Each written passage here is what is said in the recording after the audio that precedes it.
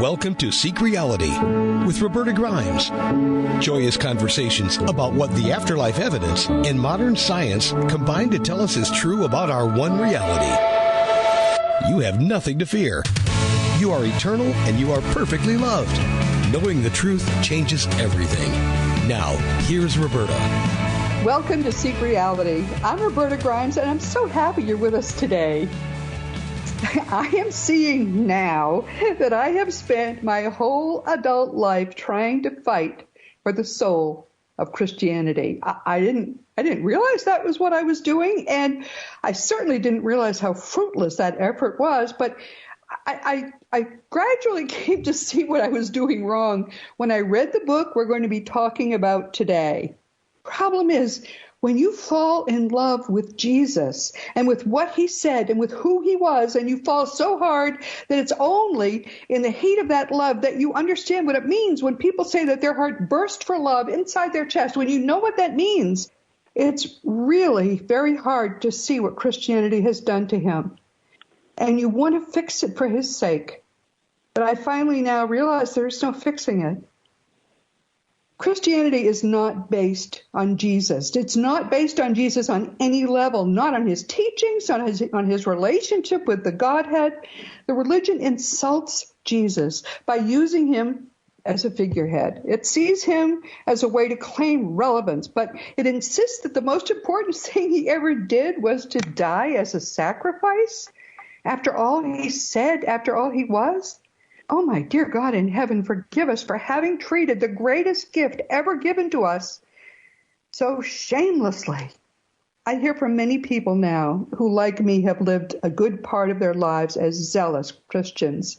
They especially love and revere Jesus, the genuine Jesus, and they know that Jesus is the greatest teacher who ever has lived. And they've gotten to the point, just as I did, where they realize they can have Jesus or they can stick with Christianity. But it's not possible to hold on to both. And boy, I know how that feels. So does our guest today. Today we welcome David Howard, who has written a book that you know from its title is one I probably wish I had written. It's called Prisons with Stained Glass Windows, Untying the Bonds of Dogma, Embarking on the Path of Spirit. Is that beautiful? Dave Howard's book is a wake-up call, and it's a literal gift, a gift to the religion that bears the name of Jesus, although Christianity is not going to see it as a gift. It is indeed a wake-up call to Christians, but at this point the religion pretty much ignores Jesus in favor of its own dogmas and rituals anyway, and nothing is going to change that. So most of all, I think it's a gift to us. Dave Howard has a history quite similar to mine, actually, in that he grew up as a Christian. He expected to enter the clergy, so did I, and he ended up with a secular career, but his love for Jesus and his desire to figure things out have made him a zealous researcher, like me. Dave grew up in an evangelical fundamentalist home, so he had a pretty rough start. He became an Episcopalian in college, and for 2 years he was a postulant. He thought he was going to be an Episcopalian priest. But that future turned out not really to be for him, so he developed a career as a journalist, and he spent his life then in his spare time studying religion, theology, religious history, and human consciousness and our survival of death. Does that sound familiar? Basically, that's my story, too. Like me, he was someone with a serious daytime career and a secret scholarly passion. When The Fun of Dying was about to be published, I had to come out to my legal clients and explain what I had done. And the reaction, I never lost one. I have to say, I didn't lose a single client, not at that time.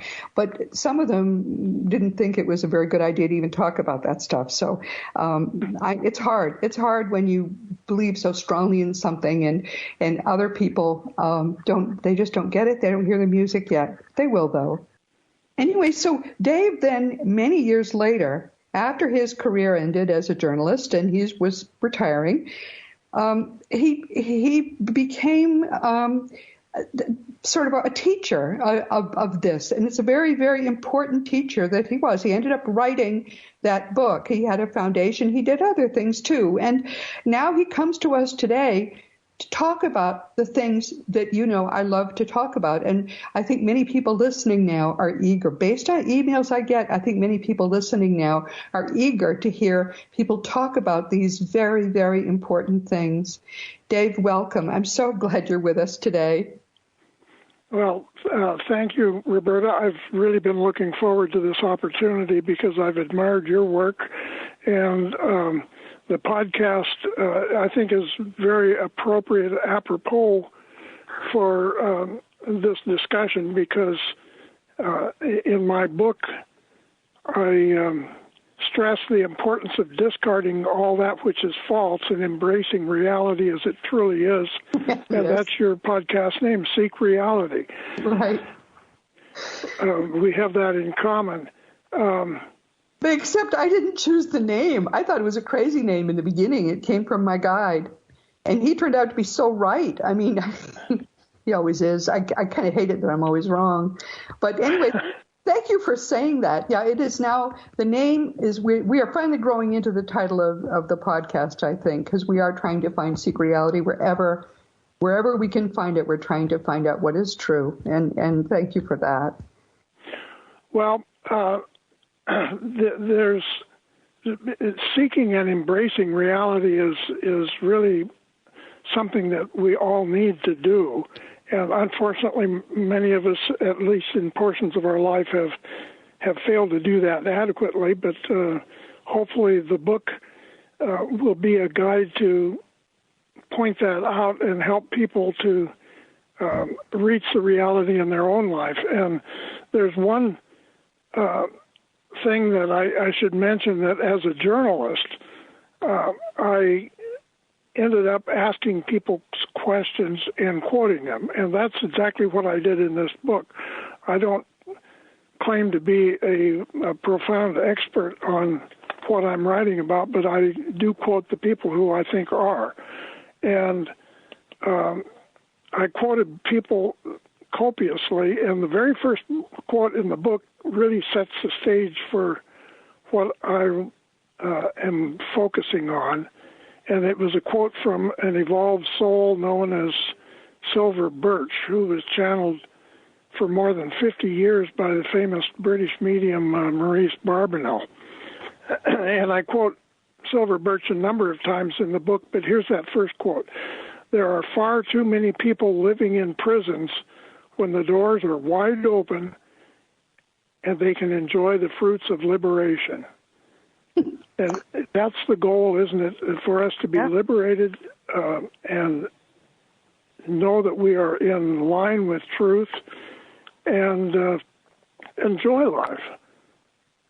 Yeah, and that's very true. And the title of the book of mine that you quote, Liberating Jesus, also, I didn't like that title either. Thomas insisted on it, and now it makes perfect sense. Because in a sense, we've kept Jesus in prison too, with those same stained glass windows, haven't we? Because nobody talks about what he said, and he insisted that what he said was what was important. Nobody listens to him. It's the most amazing thing. This great big religion, and they ignore what he says. They talk about what Paul said, but Paul was creating a religion. Paul was not Jesus. Jesus is unique in all of human history. I don't know. I just feel as if I've met a kindred spirit in you, someone else who sees Jesus for who he really is. And we all know Silver Birch, so thank you for quoting him. That's one of the joys of your book. You have a lot of quotations there from important people, and those quotations I haven't yet ever found. And I use quotations a lot in my books, so I admire yours. I'm going to probably start cribbing a little bit and use some of yours in my future work. Well, thank you, Roberta. I like to find people and entities that know what they're talking about and share that information with other people. The title "Prisons with Stained Glass Windows" points out that some of those prisons that Silver Birch talked about are real. They're mental prisons where people held hostage by false and warped ideas or teachings. Yes. And they're labeled as dogma, and that's the subtitle of the book, Untying the Bonds of Dogma. Silver Birch had another quote that I just dearly loved, and I quoted it in the first page on chapter 1, where he says, "Before you learn, you must unlearn. Yes. You must discard all that which hinders your minds from thinking as they should. Thus your soul and spirit grow, and you are ready for higher knowledge. You learn, first of all, to discard all that which is false, all that which makes your reason revolt, and that which is not in consonance with the love and the wisdom of the Great Spirit." And you mentioned Jesus. That's what his mission was to share the love and wisdom of the Great Spirit. Mm-hmm. And your book, Liberating Jesus, was an eye-opener for me, Roberta. I gained so much from that. As I was writing this book, I read yours, and I appreciated so much your gracious granting of permission for me to quote some of the passages out of there that really fit in so well with this theme of my own book. Thank you. I was delighted that you wanted to. It was like, yay, he's going to quote my book. That's sort of as the way we authors are, as you know. We love it if people notice our books. But, well, we pat each other on one another's back, right? Yes, exactly. But the thing is, you came to a lot of my same conclusions about Christianity. We focus on different things in our books. You focus on what's wrong with the religion. As I sort of said at the start, and what I meant to say is, I've been too much in love with Christianity still to be as frank as you have been in this book, and yet it has to be said. All these things that you say about Christianity and how terribly wrong it is, and we're not even talking about the Crusades or even going back farther. Just the dogmas and are wrong and insulting to, and I never thought of it that way. You kind of, as I said, you kind of opened up my eyes to the fact that it's hopeless to try to change it because it's all based in these dogmas that are not related to anything spiritual. Never mind to Jesus. They're not related to anything spiritual at all. Well, you mentioned earlier the fact that the church tends to emphasize Paul. Well, there's an interesting book written by a Jewish scholar, not a Christian, which is called Paul and the Invention of Christianity. Yes. And really, he's the one that was responsible for getting the religion going outside of the Jerusalem area. Yes. And it's his teachings. Some of them are in consonance with Jesus, but most of them are not. He tried to make an eclectic religion out of this, and largely succeeded, to the point, unfortunately, that churches today are having a hard time finding Jesus. That's right. Exactly. Perfectly said. But don't you think, though, that the people you meet who are Christian want Jesus? That's what they hunger for, the words he said, what he meant, how he lived, what he taught about how we should live. Don't you think that that's what people really hunger for who go to church? I do, Roberta, and as you so eloquently point out in your book, and I try to do the same in mine, that Jesus that they want and that they need is love. That was his principal theme, and we all need love, and the world needs love. Unfortunately, we're in a very loveless society, I think, in many respects, and the teachings of Jesus could hopefully change that if people would take them seriously. One of the things that many spiritual teachers do is tell people how we should think, how we should live, how to make things wonderful. But those teachers don't tell us how to do it. one of the things about the teachings of Jesus that Christianity has never known is that Jesus not only said what we should do, but he also taught us how to do it, except those teachings are ignored too. I mean, this process he gives us of being grateful, of learning to forgive perfectly, naturally makes us more loving. It raises our spiritual vibration. Those are laws of consciousness physics. Nobody has known that, but they are, and they work beautifully. And this all came from the teachings. When you take Jesus seriously, amazing things happen. Well, that's true. And it's unfortunate that this isn't so widely known. Yes, and very. Because it changes lives. The church is trying to save lives, but they're doing it in the wrong way with rules and regulations, and talking people down. There's in the book I speak several times about people who are coming out of particularly conservative or fundamentalist churches, like I did. Right. They struggle on so many different levels, and the worst one, I think, is not being able to trust themselves. They feel that they are, because of teachings, that they are inherently bad people. Oh, yes. That they need a sacrifice to save them. And you referred to that in the intro. These are serious dogmas that they hold that create an assault on their personality. And there's an army of psychotherapists that are trying to help these people that have been severely damaged by their experience in the churches, and that's not all churches, but a significant number of them. There are, in the second part of the book, I encourage people to search out churches that have their stuff together in a proper way, and there are churches that are endeavoring to do things right. But you mentioned we need to help those people who've been damaged. Yes, yes.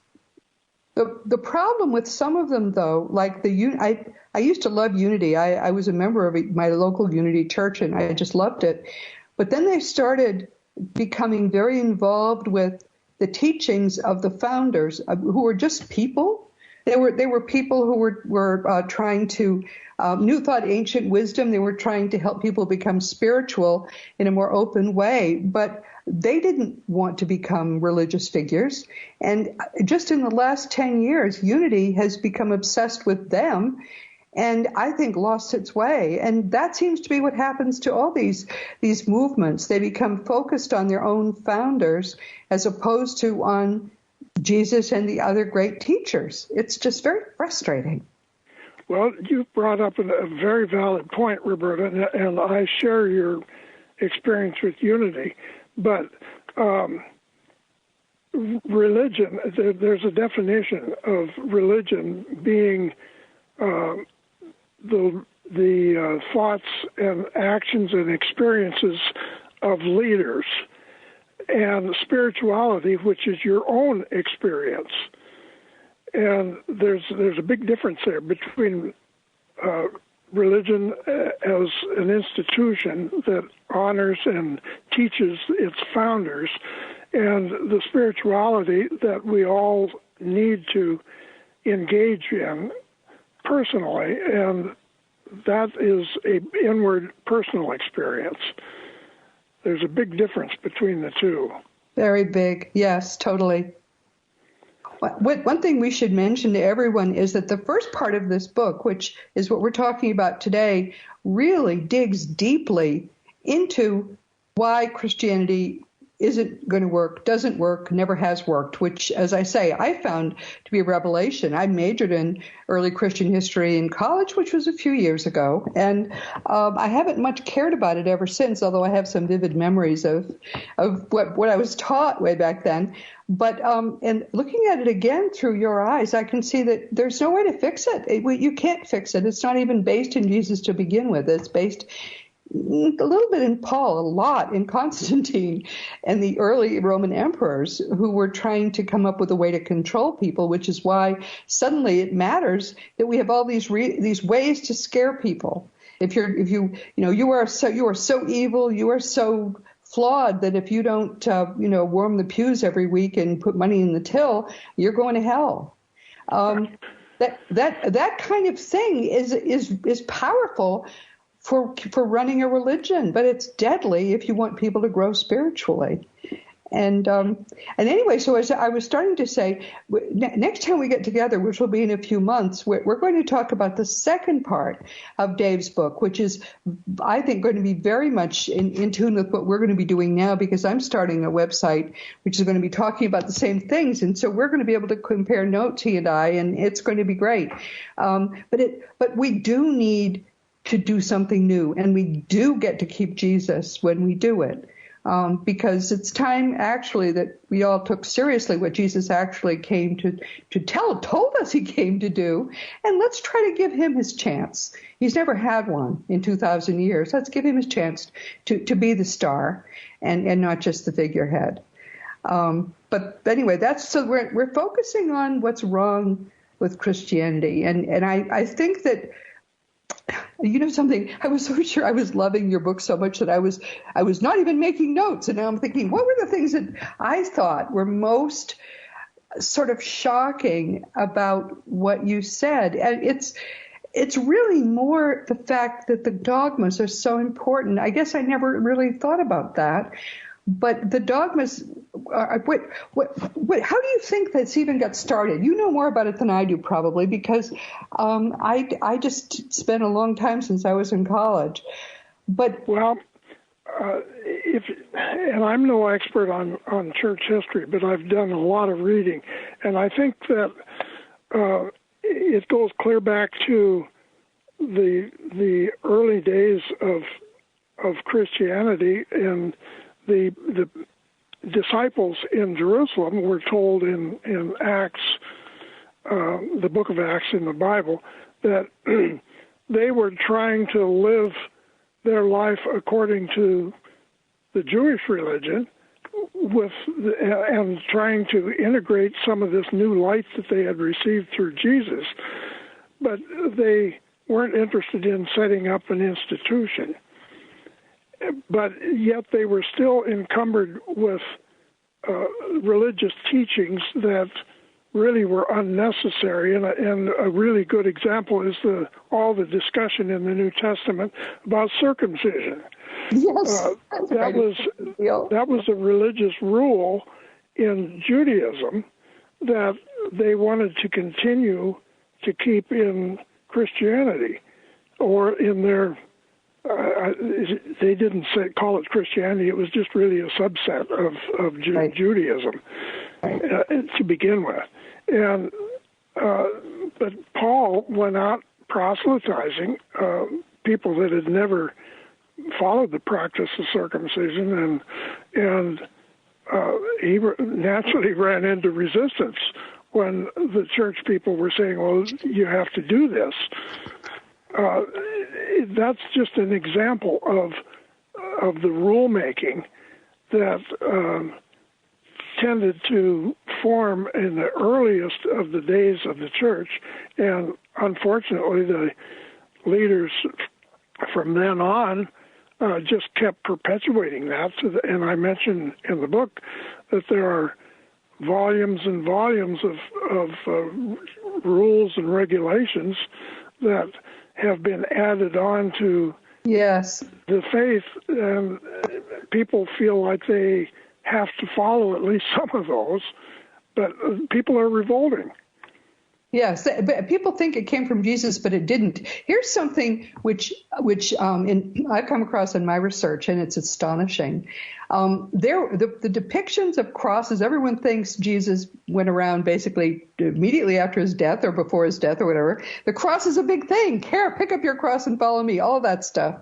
You know, that there are some 2 million, now this is from memory, 2 million Christian burials in the catacombs in Rome. 2 million, and over several hundred years.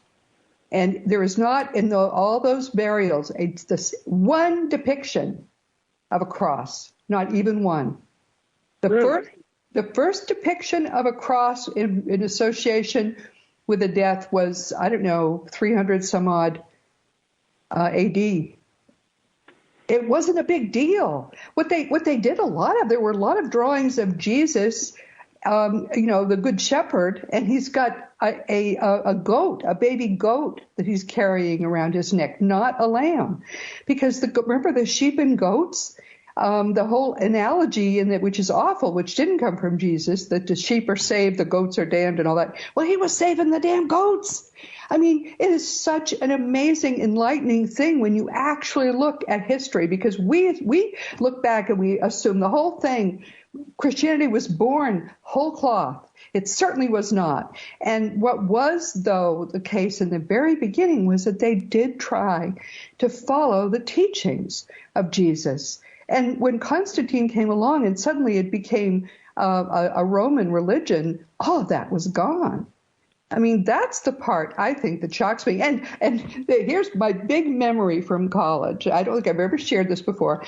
I had my advisor, who was probably older than I am now, should have been retired. She was someone who had really studied the councils, especially Nicaea in 325. I learned about Nicaea in 325, the first of the two councils held in Nicaea, and it was the first council held by the Romans.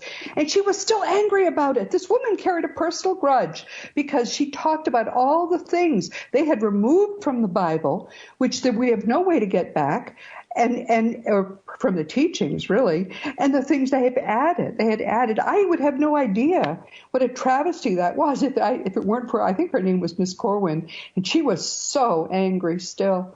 And it's true. I mean, they screwed it up royally, the Romans did. They didn't help or save Christianity. They destroyed it. Well, I agree. And I do mention the various church councils that made rulings. One of the most well-known ones as to which books should be included in the Bible or not. Yes, right. And you mentioned the cross in the burials. I think I saw something about that in the news this week. I made a comment in the book. It was an aside, actually, that some scholars think that Jesus was not crucified on a cross, but just simply on a stake. Well, that might explain why there's no crosses in the catacombs, because maybe people knew that. Death either. There's no sense of that his death was the point of anything. He's depicted as very much alive, and he's a teacher. I'm rereading a book. I just started it last night, as a matter of fact, that I have listed in my bibliography in the book. And the title of it is written by a Jewish scholar, When Jesus Became God. And the divinity dogma did not come about until about the 4th century. Prior to that time, Jesus was seen as a divinely overshadowed and inspired teacher. Yes. Yep. But not as the Savior. Right. The saving aspect would be as how you adapt and incorporating his teachings, but not a sacrifice. I think your analysis of exactly what was known then and what was believed then was really good. I mean, I hadn't really thought about that so concretely. I talk about Jesus as God on earth, but my knowledge of that comes not from anything way back then, but from my guide who says, oh, yes, and Jesus came from the highest aspect of the Godhead, and he's not just some guy who showed up and he had a good portfolio. So I believe and I trust what Thomas tells me, and if that's what he says, then we go with Jesus is divine, not just the Son of God. Jesus is God on earth. And he even told me why Jesus came. I don't know that I talked about that in Liberating Jesus. I don't really own my life at all at this point, but I'm used to that. So, but nevertheless, the things that you say, I think, are very important for people who are questioning Christianity to understand. Because you also loved the religion. You wanted to be a priest. I mean, the people who can, I think, most talk about how Christianity has let all of us down, especially including Jesus, are the people who loved Christianity and wanted to, further and give life, as even more life, to Christianity. And we've really been betrayed so much by the religion. It's tragic, really. It is tragic. And I'm a social person. I see the benefits of social interaction in a community of people with shared ideals, which is basically what the church should be. Yes. So many people have their priorities wrong. They put their beliefs over facts. And hence they are swayed by dogma and by misleading statements.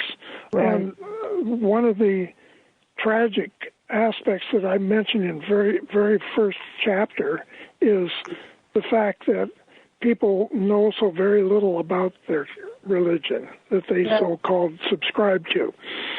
The scholarship has turned up so much information over the last 200 years, but do the laymen know it? No. Do they hear it from the pulpit? No. It's too bad. But then again, the people in the pulpit have their livelihood at stake, and we really can't expect them to be forthright with information about the background, the history of their religion. I guess that's only human. But the people who are leaving the church, such as me and many others, are saying, wait a minute, this isn't right. We need to, we're avoiding a lot of history and a lot of information. Take a look at this and then reevaluate. Yeah, no, it's the way that the church has betrayed so many. My husband, my dear husband of almost 50 years, went to a Catholic schools all throughout and a Catholic college. If there ever was a devout Catholic, it's my husband. I converted for him. I was a Catholic for 25 years. We raised our children. Of course, now they're not Christian at all because we raised them Catholic. But the tragic thing for me has been watching him only in recent years realize how completely Catholicism in particular has let him in particular down. I mean, he went to Providence College, which had the best preaching, and he just wants good lessons when he goes every Sunday, but he wants someone to speak, English and in an intelligent way when he gives those little short sermons that they call homilies.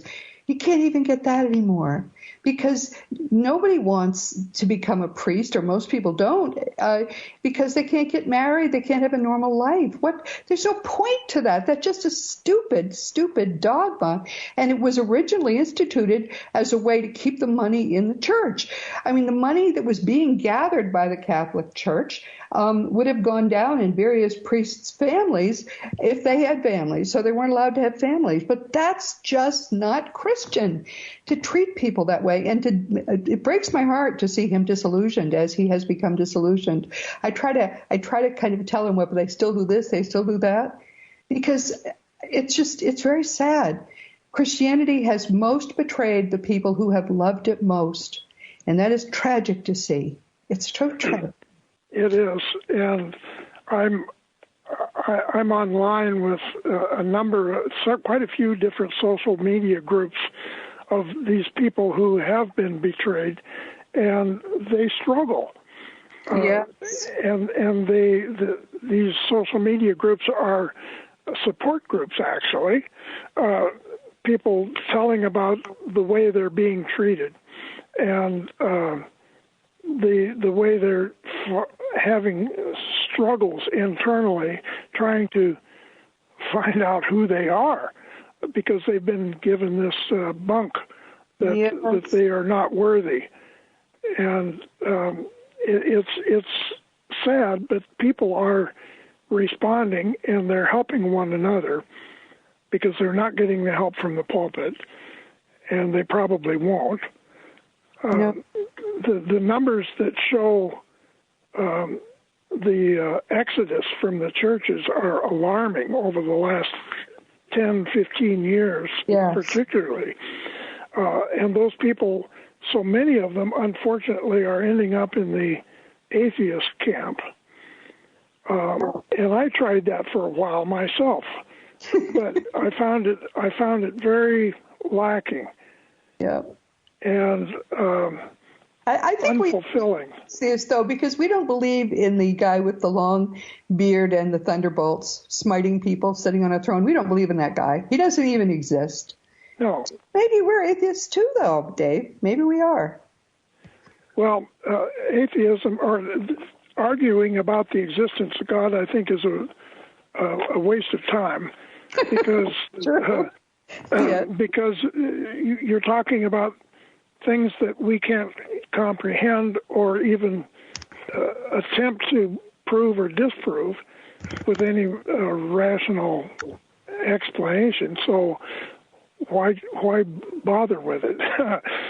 Accept reality the way it is, and there most likely is a divine source, at least the source that we can commune with and be enriched by. Whether it's God or his emissaries, I don't know. But to argue about the existence of God and the creation and all that, our science is hundreds of years away from understanding all that. One of the things you do that I think is excellent is you talk about the problem of science. And the fact that it is a belief system, it's basically a kind of religion. And I thought what you said about that was excellent. That whole section was excellent, because it's so true. And I try to say it, but I don't say it as well as you do. Well, I believe that sincerely, because like you, I've seen the evidence of our higher self, our spiritual self. Yes. And the universe seems to be much more than what the materialist scientists claim it is. Right. And yet they are so adamant in their denial of the spiritual nature of reality that they think that anyone who talks about spirituality is talking nonsense, and it's not that way.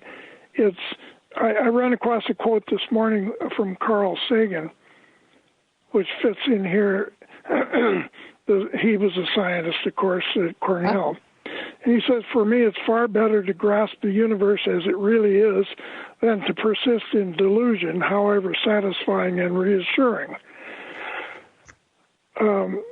And really, that could be a subtitle for your podcast.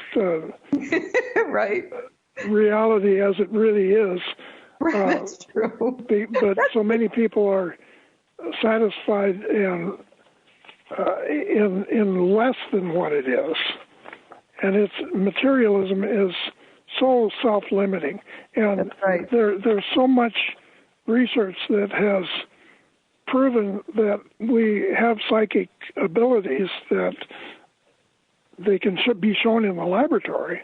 I speak of telepathy and even precognition and some of these other things that are fringe science, according to some scientists, but there are scientists that are very much involved in those studies, in spite of the fact that their colleagues turn their nose up at it. No, it's really very tragic. Materialism is a failed dogma. And then people listening are thinking, well, if that's the case, why aren't there smart scientists who are proving that? Well, they can't, because science is an old boys club. There may be women in it, but it's basically an old boys club. In order for you to have a career in science, to be funded, to be able to teach, and so on, you have to follow they literally 100 plus years ago, they called it the fundamental scientific dogma of atheism. Actually, specifically of materialism, but it amounted to atheism. Yes. You could find it in print back then, the fundamental scientific dogma of materialism. And to this day, the university departments won't hire you or let you teach if you don't hold to that. The peer-reviewed journals won't allow you to publish if you don't hold to that. So you're stuck. If you are a scientist who sincerely wants to investigate, I actually was told once by a young person back when I was still giving talks. Someone came up to me afterwards. He said that he had been a physics student, and he had been told when he started his postgraduate physics education and started talking about this stuff, he had been told by the head of his department that if he wanted to investigate anything that was not material, he may as well not waste his money, because he would never get a job. He literally said that. Yes. This is how they keep. It's like one of the old guilds from the Middle Ages, science is. And it's going to break, but it's tragic, because this has been going on for more than 100 years, and all the science done in all that time, when you think about it, they've come up with a lot of new trinkets and ways to make our lives easier, but they haven't figured out how life got started. They haven't figured out, how where consciousness comes from. They haven't, of course, even tried to explain any of the psi phenomena or anything like that. They haven't explained really anything, and they never will, because all of it is based in consciousness. And what's especially tragic is Max Planck said that in 1931. That's 100 years ago. Well,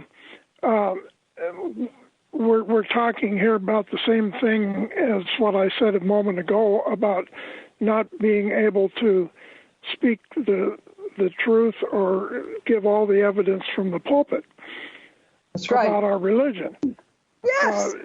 Because you've got a job. You're paid to do certain things, and that's what the scientists are doing, and they're having to buckle under the ground rules. Unfortunately, there are a number of scientists who have gone beyond that, and I think of Gary Schwartz and some others that you've interviewed on your podcast that have said, "Phooey, I'm going to investigate this anyway because it looks like there's some validity here," and they go ahead and turn out remarkable studies.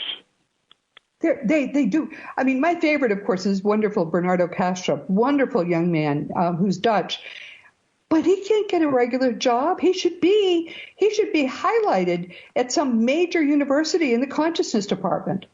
He should. He's brilliant. He's taught me so much. But the problem is no one will hire him because of what he teaches, even though it's true. Boy. Well, I've got before me a quote from Dr. Rupert Sheldrake, who I quote another one. Yes. Numerous times in my book, and he says, although a growing body of evidence from psychic research and parapsychology suggests that telepathy, precognition, and other psychic phenomena are real, materialists still believe they are impossible, and that psychical research is inherently pseudoscientific. They have to say that. There's a Cambridge scientist saying that. Yes. Oh, he's wonderful. He's brilliant. There was one of his TED Talks was banned, and if you can find it on the internet, listen to his TED Talk. This is Rupert Sheldrake. Everyone, he's brilliant. But the problem is he's someone else who's off the reservation, and if you get off the reservation, you can't have a legitimate scientific career. Very tragic. He's been able to persevere nonetheless. Yes, he has a good career, but it's not the career he should have. He should have a career as a traditional scientist in a traditional scientific department where he would get attention and people would begin to really start to look at some of these things. I mean, one of the things he says in this wonderful TED Talk is there are cosmological constants. We know that if they were off by even a tiny bit, the universe would either explode or would collapse on itself, and yet somehow they hold exactly right. Well, this is the one place. There probably are a trillion universes. This is the one place where all those cosmological constants are exactly right. So he did a little research. He went back, our dear friend Rupert, and he found that they've been adjusting them periodically because they keep finding that the little cosmological constants keep minutely adjusting. So he asked someone one day, the fellow who keeps track of all this stuff in Great Britain, he met with him. He said, "Why do they keep adjusting?" And the fellow said, "Oh, you found our secret." Yeah. What do you mean? He said, "Well, it's not a problem anymore." Well, Rupert said, "Why?" And he said, this expert said, "Well, because now we've established what they are and we aren't changing them anymore." So none of this is real. They made this artificial number be the number, and that makes it okay. There's nothing new about the notion that they keep adjusting minutely, and who the heck is adjusting them is something they certainly don't want to think about. Oh, my goodness. Well, Dave, you had a lot of fun, Dave. I've got to say that. Very few people talk about this stuff, and I just love it. It's a sad state of affairs in the church and in the halls of science. Yes. But things are changing. And I like to keep my focus in that direction if I can, because just like there are a few Rupert Sheldrakes in the world who are willing to be avant-garde and look into things as they see them, there's also people in the pulpit that have decided, like I did when I was in college, that what this is all about is not the way it should be. And they're willing to say that. And sure, they lose their jobs, but they move on and make an impact nonetheless. I'm so glad you're optimistic about this, and I think that if you continue to teach, and if you encourage others, younger people, I'm trying to do that now, to continue to teach as well. The day will come when this dam breaks, and when it does, it's going to be amazing, because the truth is there. It's right there in front of us. It's just being kept from us, just temporarily. And I'm so sorry we've come to the end of our time here, Dave. But in a few months, and we'll talk about how to fix this, which I think is really especially exciting. Okay, I'm more than happy to do that. Well, thank you for being here, my dear. Consider yourself hugged. And everyone, I thank you so much for being here today. I've really enjoyed talking to my new friend, Dave. We've come to the end of our time. This has been Seek Reality with Roberta Grimes, and I'm so glad you could be with us. Please never forget that you are a powerful, eternal being. You never began, you never will end. And when you get what that means, it changes everything in your life for the better. Next week, our guest is a Seek Reality favorite, and he's one of my favorites as well. Father Nathan Castle will be with us for the 4th time. My dear, beautiful friend, Father Nathan, is one big reason why I haven't quite given up on Catholicism altogether. Amazingly, that horrible, moribund religion encourages this wonderful priest in his work of facilitating the rescue of people who have failed to complete their transitions. Father Nathan has been a Dominican priest for more than 4 decades. He works in a community of Dominican men and women serving the University of Arizona in Tucson. And he's such a beautiful, gentle, and very spiritual man that more than 20 years ago, he was recruited. He was recruited by elevated beings, not in bodies, to do spirit rescue work. The result was his terrific 2019 book called Afterlife Interrupted, Helping Stuck Souls Cross Over. And then he wrote book 2 a year later of Afterlife Interrupted. And as we've had him here twice to talk about the first, this is his second interview to talk about the second book. You know, when I first met Father Nathan, I thought there wasn't much new in this field for us to discover. But then he came along with what he calls interrupted death experiences, perfectly legitimate. He coined the term, and I have to tell you, it's real. It's really real. It's really true. And it's just flat extraordinary. And the man himself is such an absolute delight as a person. So please be sure to join us next week. This week we've been talking with David Howard. He's written an important book, and one with which I think many people listening now will identify. It's called Prisons with Stained Glass Windows, Untying the Bonds of Dogma, Embarking on the Path of Spirit.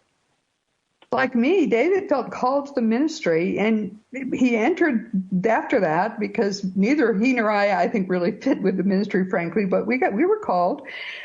But then he did a traditional career. He was a journalist, and he, however, continued to do this research. And part of what's fun for me in reading his book and talking with him is he's done so much research in such a broad field, as I have, that you begin to be able to see how everything fits together, and it does beautifully.